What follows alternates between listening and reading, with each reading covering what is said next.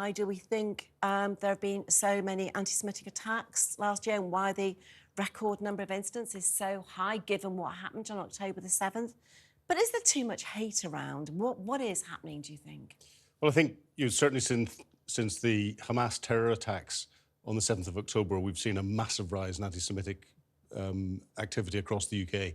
And we've seen a massive rise in pro-Palestinian and almost badly focused pro-Palestinian, because people don't seem to understand the difference between the Palestinian people and the terror organisations that are stuck within the people out in the protests that are going in there. Hamas, but the other terror organisations, Hezbollah, and there are so many different groups that are around, and people are going out and just protesting and coming out with cries. They don't understand what they're talking about, and that's I think a wider reflection of society. And I think there's been too much hate in society for too long, and it starts at the top.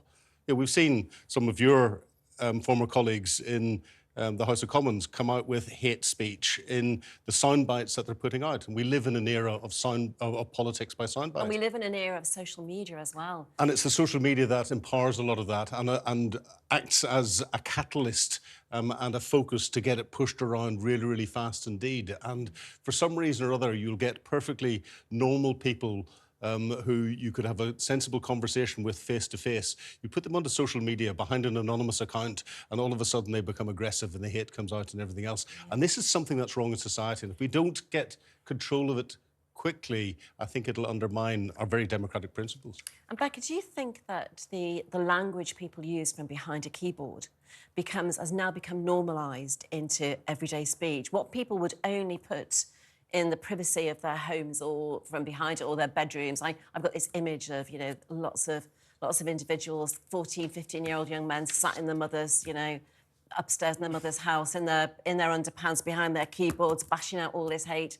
But suddenly, people have adopted that as a narrative and a way to speak. Yeah, I think that's completely right. I think we've kind of almost normalised the most coarse and hateful language online. I'm sure all of us have received our sort of fair share of stuff, online. You go and say an opinion people don't agree with, and people say the most vile things to you because, like you say, they're coming from these anonymous accounts.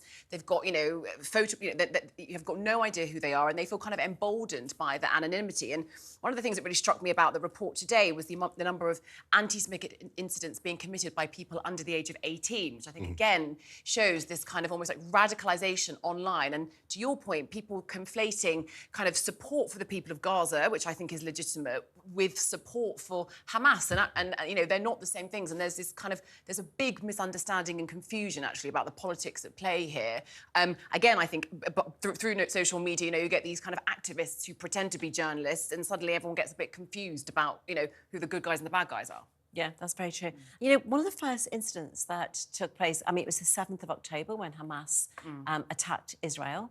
And the first instance which were reported in the UK took place on the 7th of October on the same day. Now, that was a very quick reaction to a rapidly moving situation. It took hours for what was happening in Israel and what Hamas were doing to actually filter through, because it was so sudden, so unexpected, so violent. It took a while to filter through fully onto the UK major news sites. And yet we had incidents happening in London at the same time, simultaneously, which almost leads to the fact that some of this could have been coordinated. There were people driving past synagogues with Palestinian flags hanging out the windows at the same time. I think that reflects the interconnectivity that we have in the world outside the mainstream press. So people are not getting their news from the mainstream channels. They're getting their news from YouTube.